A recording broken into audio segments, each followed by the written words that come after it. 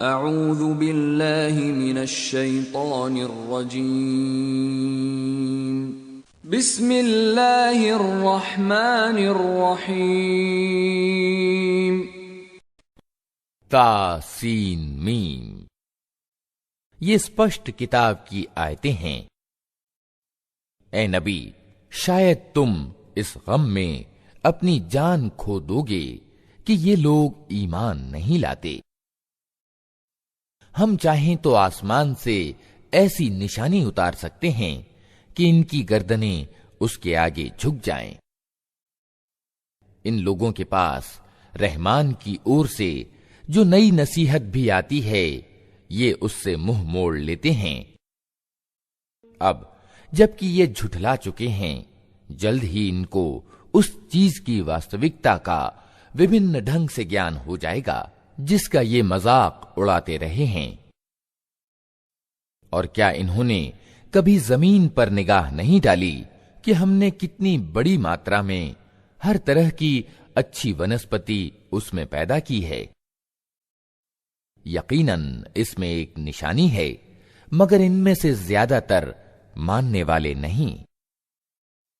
और वास्तविकता यह है कि तेरा रब प्रभुत्वशाली भी है और दयावान भी। इन्हें उस समय का हाल सुनाओ जबकि तुम्हारे रब ने मूसा को पुकारा, जालिम कौमों के पास जा, फिरौन की कौम वालों के पास, क्या वे नहीं डरते?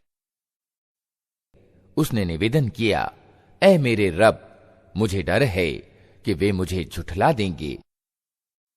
मेरा सीना घुटता है और मेरी जबान नहीं चलती। आप हारून की ओर रिसालत यानी पैगंबरी भेजें। और मुझ पर उनके यहां एक अपराध का आरोप भी है, इसलिए मैं डरता हूं कि वे मुझे मार डालेंगे। कहा, हरगिज नहीं, तुम दोनों जाओ हमारी निशानियां लेकर, हम तुम्हारे साथ सब कुछ सुनते रहेंगे। फिरौन के पास जाओ और उससे कहो, हमको सारे जहान के रब ने इसलिए भेजा है कि तू इस्राएल की संतान को हमारे साथ जाने दे। फिरौन ने कहा, क्या हमने तुझको अपने यहां बच्चा सा नहीं पाला था? तूने अपनी उम्र के कई साल हमारे यहां बिताए, और इसके बाद कर गया जो कुछ कर गया, तू बड़ा कृतघ्न आदमी है। मूसा ने जवाब दिया, उस समय वो काम मैंने अनजाने में कर दिया था, फिर मैं तुम्हारे डर से भाग गया। इसके बाद मेरे रब ने मुझे निर्णय शक्ति प्रदान की और मुझे रसूलों में शामिल कर लिया। रहा तेरा उपकार जो तूने मुझ पर जताया है, तो उसकी वास्तविकता यह है कि तूने इस्राएल की संतान को दास बना लिया था। फिरौन ने कहा, और ये सारे जहान का रब क्या होता है?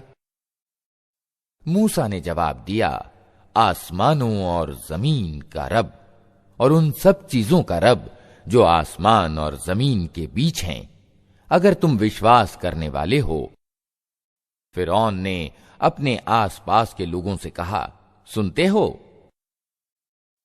मूसा ने कहा, तुम्हारा रब भी और तुम्हारे उन बाप दादाओं का रब भी जो गुजर चुके हैं। फिरौन ने उपस्थित लोगों से कहा, तुम्हारे ये रसूल साहब जो तुम्हारी ओर भेजे गए हैं, बिल्कुल ही पागल मालूम होते हैं। मूसा ने कहा, पूरब और पश्चिम और जो कुछ इनके बीच है, सबका रब, अगर आप लोग कुछ बुद्धि रखते हैं। फिरौन ने कहा, अगर तूने मेरे सिवा किसी और को पूज्य माना, तो तुझे भी उन लोगों में शामिल कर दूंगा जो जेलों में पड़े सड़ रहे हैं। मूसा ने कहा, यद्यपि मैं ले आऊं तेरे सामने एक स्पष्ट चीज भी। फिरौन ने कहा, अच्छा तो ले आ, अगर तू सच्चा है। उसकी जबान से ये बात निकलते ही मूसा ने अपनी लाठी यानी असा फेंकी और अचानक वो एक प्रत्यक्ष अजगर था। फिर उसने अपना हाथ बगल से खींचा और वो सब देखने वालों के सामने चमक रहा था। फिरऔन अपने आसपास के सरदारों से बोला, ये व्यक्ति यकीनन एक कुशल जादूगर है। चाहता है कि अपने जादू के जोर से तुमको तुम्हारे देश से निकाल दे। अब बताओ तुम क्या आदेश देते हो? उन्होंने कहा, उसे और उसके भाई को रोक लीजिए और शहरों में हर कार्य भेज दीजिए कि हर कुशल जादूगर को आपके पास ले आएं। अतएव एक दिन निश्चित समय पर जादूगर इकट्ठे कर लिए गए और लोगों से कहा गया, तुम जनसभा में चलोगे? शायद कि हम जादूगरों के धर्म ही पर रह जाएं अगर वे विजयी हुए। जब जादूगर मैदान में आए तो उन्होंने फिरौन से कहा, हमें इनाम तो मिलेगा अगर हम विजयी हुए? उसने कहा, हां, और तुम तो उस समय समीपवर्ती लोगों में सम्मिलित हो जाओगे। मूसा ने कहा, फेंको जो तुम्हें फेंकना है। उन्होंने तुरंत अपनी रस्सियां और लाठियां फेंक दीं और बोले, फिरऔन के प्रताप से हम ही विजयी होंगे। फिर मूसा ने अपनी लाठी फेंकी तो सहसा वो उनके झूठे चमत्कारों को हड़प करती चली जा रही थी। इस पर सारे जादूगर बेकाबू होकर सजदे में गिर पड़े और बोल उठे कि मान गए हम सारे जहान के रब को, मूसा और हारून के रब को। फिरौन ने कहा, तुम मूसा की बात मान गए इससे पहले कि मैं तुम्हें इजाजत देता। अवश्य ये तुम्हारा बड़ा गुरु है जिसने तुम्हें जादू सिखाया है। अच्छा, अभी तुम्हें मालूम हुआ जाता है मैं तुम्हारे हाथ पांव विपरीत दिशाओं से कटवाऊंगा और तुम सबको सूली पर चढ़ा दूंगा। उन्होंने जवाब दिया, कुछ परवाह नहीं, हम अपने रब के पास पहुंच जाएंगे और हमें आशा है कि हमारा रब हमारे गुनाह माफ कर देगा, क्योंकि सबसे पहले हम ईमान लाए हैं। हमने मूसा को प्रकाशना यानी वही भेजी कि रातों रात मेरे बंदों को लेकर निकल जाओ, तुम्हारा पीछा किया जाएगा। इस पर फिरौन ने सेनाएं एकत्र करने के लिए शहरों में हरकारे भेज दिए और कहला भेजा कि ये कुछ मुट्ठी भर लोग हैं और इन्होंने हमको बहुत नाराज किया है और हम एक ऐसा गिरोह हैं जिसकी नीति हर समय चौकन्ना रहना है। इस तरह हम उन्हें उनके बागों और स्रोतों से निकाल लाए और खजानों और उनके उत्तम निवास स्थानों से। ये तो हुआ उनके साथ, और दूसरी ओर इस्राएल की संतान को हमने इन सब चीजों का वारिस बना दिया। सुबह होते ही ये लोग उनका पीछा करने को चल पड़े। जब दोनों गिरोहों का आमना सामना हुआ तो मूसा के साथी चिल्ला उठे कि हम तो पकड़े गए। मूसा ने कहा, हरगिज नहीं, मेरे साथ मेरा रब है, वो जरूर मेरा मार्गदर्शन करेगा। हमने मूसा को प्रकाशना यानी वही के द्वारा आदेश दिया कि मार अपनी लाठी समुद्र पर। अचानक समुद्र फट गया और उसका हर टुकड़ा एक ऊंचे पहाड़ की तरह हो गया। उसी जगह पर हम दूसरे गिरोह को भी करीब ले आए। मूसा और उन सब लोगों को जो उसके साथ थे हमने बचा लिया और दूसरों को डुबो दिया। इस घटना में एक निशानी है, मगर इन लोगों में से ज्यादातर मानने वाले नहीं हैं। और वास्तविकता ये है कि तेरा रब प्रभुत्वशाली भी है और दयावान भी। और इन्हें इब्राहीम का किस्सा सुनाओ, जबकि उसने अपने बाप और अपनी कौम वालों से पूछा था कि ये क्या चीजें हैं जिनको तुम पूजते हो। उन्होंने जवाब दिया, कुछ मूर्तियां हैं जिनकी हम पूजा करते हैं और उन्हीं की सेवा में हम लगे रहते हैं। उसने पूछा, क्या ये तुम्हारी सुनती हैं जब तुम इन्हें पुकारते हो, या ये तुम्हें कुछ लाभ या हानि पहुंचाती हैं? उन्होंने जवाब दिया, नहीं, बल्कि हमने अपने बाप दादा को ऐसा ही करते पाया है। इस पर इब्राहीम ने कहा, कभी तुमने आंखें खोलकर उन चीजों को देखा भी जिनकी बंदगी तुम करते रहे, तुम और तुम्हारे पिछले बाप दादा? मेरे तो ये सब दुश्मन हैं सिवाय सारे जहान के एक रब के, जिसने मुझे पैदा किया, फिर वही मेरा मार्गदर्शन करता है, जो मुझे खिलाता और पिलाता है, और जब बीमार हो जाता हूं तो वही मुझे अच्छा करता है, जो मुझे मौत देगा और फिर दोबारा मुझको जीवन प्रदान करेगा, और जिससे मैं आशा रखता हूं कि बदला दिए जाने के दिन वो मेरी खता को माफ कर देगा।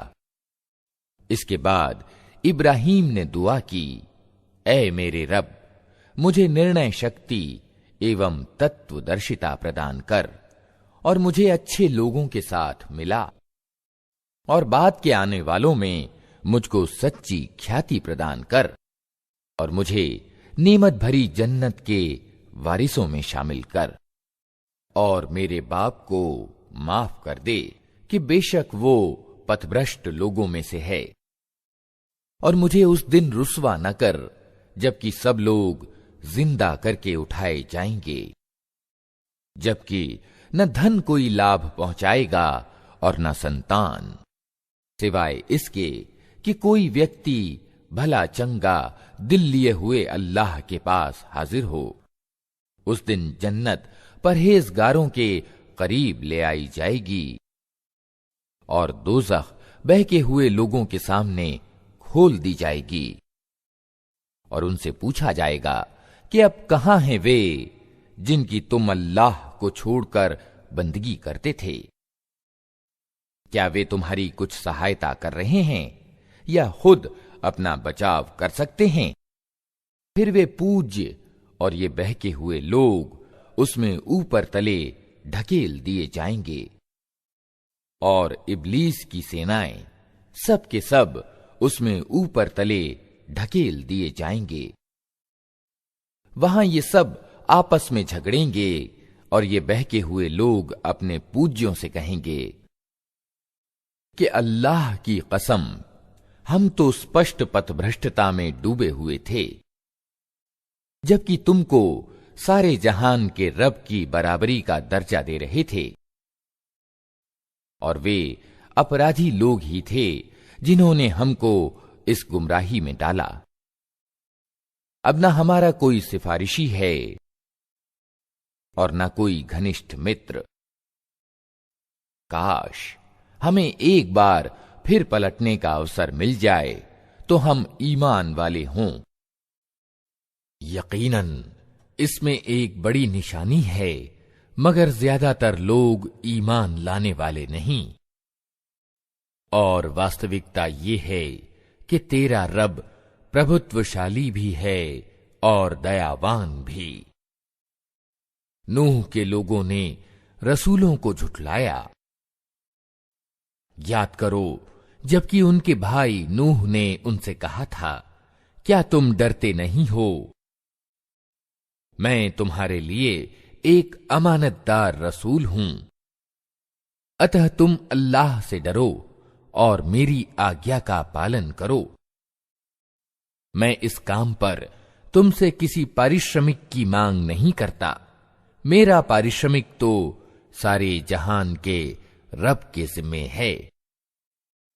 अतः तुम अल्लाह से डरो और बेखटके मेरी आज्ञा का पालन करो।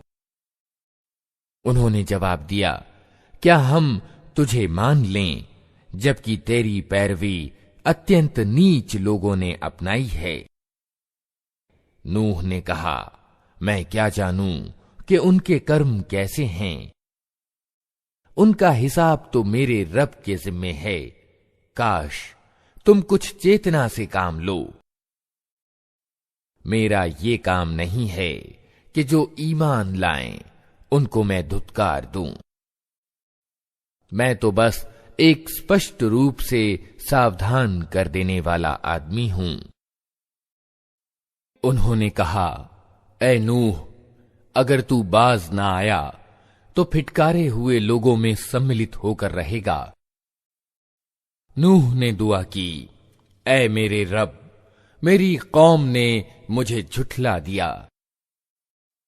अब मेरे और उनके बीच 2 टूक फैसला कर दे और मुझे और जो ईमान वाले मेरे साथ हैं उनको बचा ले।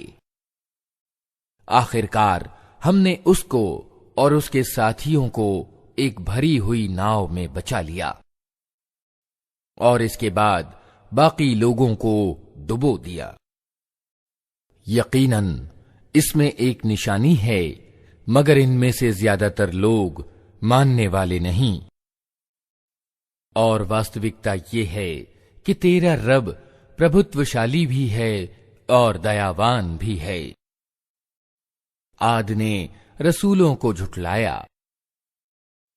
याद करो जबकि उनके भाई हूद ने उनसे कहा था, क्या तुम डरते नहीं? मैं तुम्हारे लिए एक अमानतदार रसूल हूं। अतः तुम अल्लाह से डरो और मेरी आज्ञा का पालन करो। मैं इस काम पर तुमसे किसी बदले की मांग नहीं करता। मेरा बदला तो सारे जहान के रब के जिम्मे है।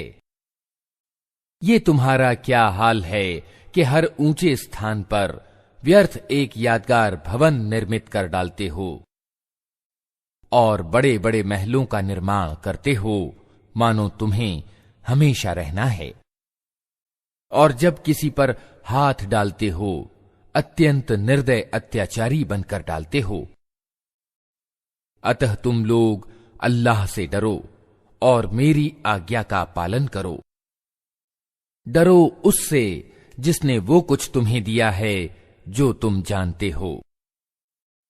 तुम्हें जानवर दिए, संतानें दीं, बाग दिए और स्रोत दिए। मुझे तुम्हारे बारे में एक बड़े दिन के अजाब का डर है। उन्होंने जवाब दिया, तू नसीहत कर या न कर, हमारे लिए सब समान है। ये बातें तो यूं ही होती चली आई हैं और हम अजाब में पड़ने वाले नहीं हैं।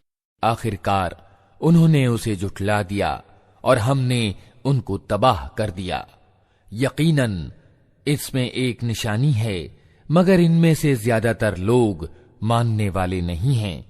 और वास्तविकता ये है कि तेरा रब प्रभुत्वशाली भी है और दयावान भी। समूद की कौम ने रसूलों को झुठलाया।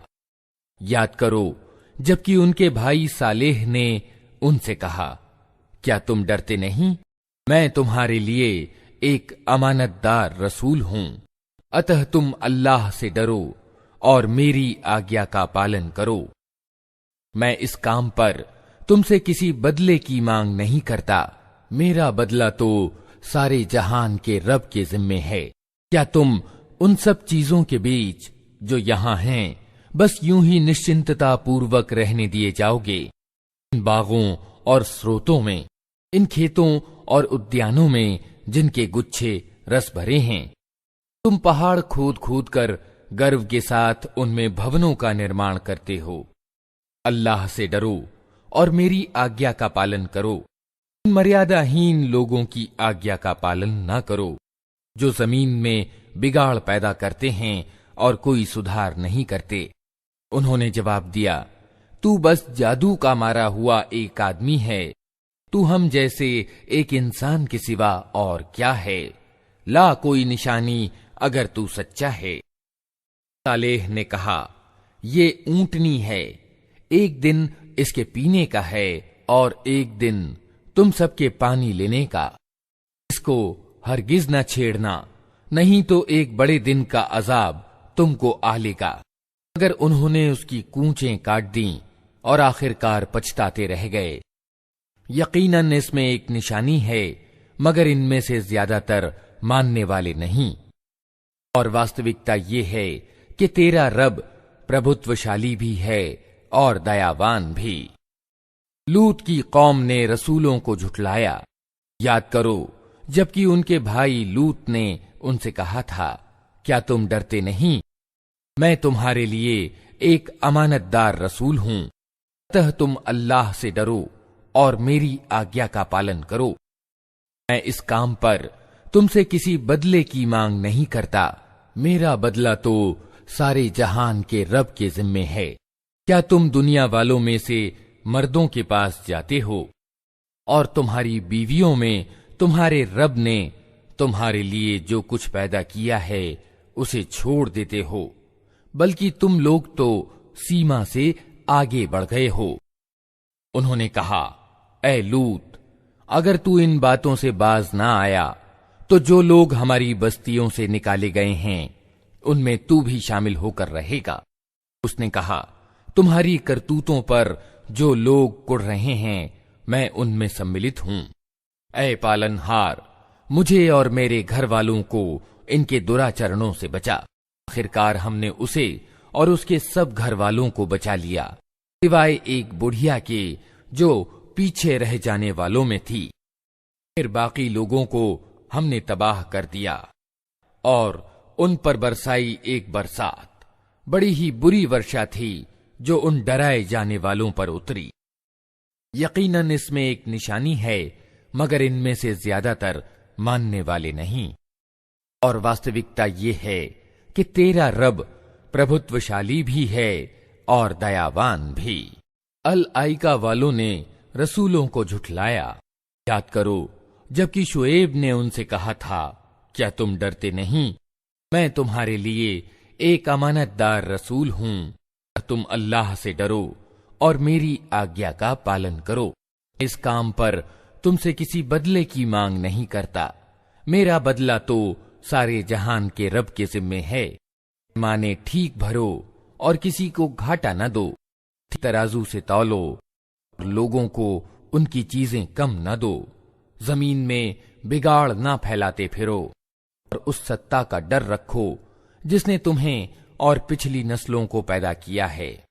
ने कहा, तू बस जादू का मारा एक आदमी है और तू कुछ नहीं है मगर एक इंसान हम ही जैसा, और हम तो तुझे बिल्कुल झूठा समझते हैं। अगर तू सच्चा है तो हम पर आसमान का कोई टुकड़ा गिरा दे। शेब ने कहा, मेरा रब जानता है जो कुछ तुम कर रहे हो। उन्होंने उसे झुठला दिया। आखिरकार छतरी वाले दिन का अजाब उन पर आ गया और वो बड़े ही भयानक दिन का अजाब था। यकीनन इसमें एक निशानी है, मगर इनमें से ज्यादातर मानने वाले नहीं। वास्तविकता ये है कि तेरा रब प्रभुत्वशाली भी है और दयावान भी। सारे जहान के रब की उतारी हुई चीज है, लेकर तेरे दिल पर अमानतदार आत्मा उतरी है कि तू उन लोगों में सम्मिलित हो जो अल्लाह की ओर से लोगों को सावधान करने वाले हैं, स्पष्टतः अरबी भाषा में, और अगले लोगों की किताबों में भी ये मौजूद है।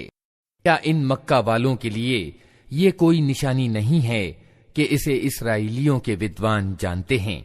लेकिन इनकी हठधर्मी का हाल तो ये है कि अगर हम इसे गैर अरबी भाषी पर भी उतार दे ये अच्छी वाणी वो इनको पढ़कर सुनाता, तब भी ये न मानते। इस तरह हमने इस जिक्र को अपराधियों के दिलों में गुजारा है।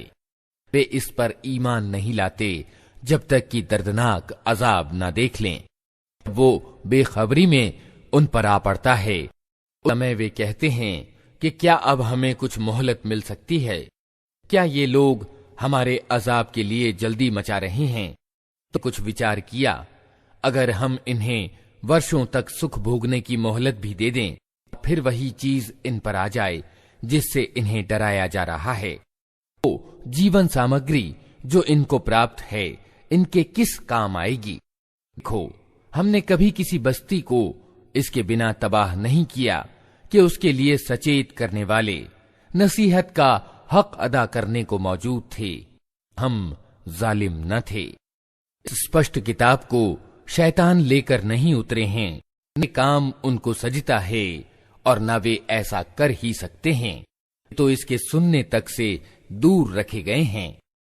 ऐ नबी, अल्लाह के साथ किसी दूसरे इलाह यानी इष्ट पूज्य को न पुकारना, वरना तुम भी सजा पाने वालों में सम्मिलित हो जाओगे। अपने निकटतम नातेदारों को डराओ।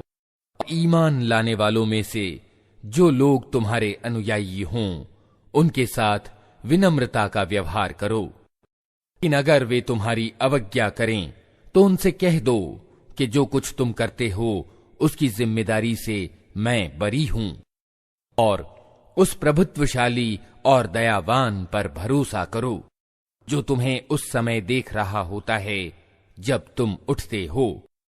सजदा करने वाले लोगों में तुम्हारी गतिविधि पर निगाह रखता है, सब कुछ सुनने और जानने वाला है। लोगों, क्या मैं तुम्हें बताऊं कि शैतान किस पर उतरा करते हैं?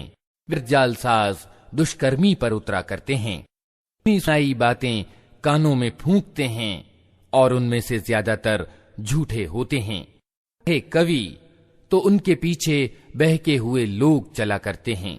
तुम देखते नहीं हो कि वे प्रत्येक घाटी में भटकते हैं, ऐसी बातें कहते हैं जो करते नहीं हैं, सिवाय उन लोगों के जो ईमान लाए और जिन्होंने अच्छे कर्म किए और अल्लाह को ज्यादा याद किया।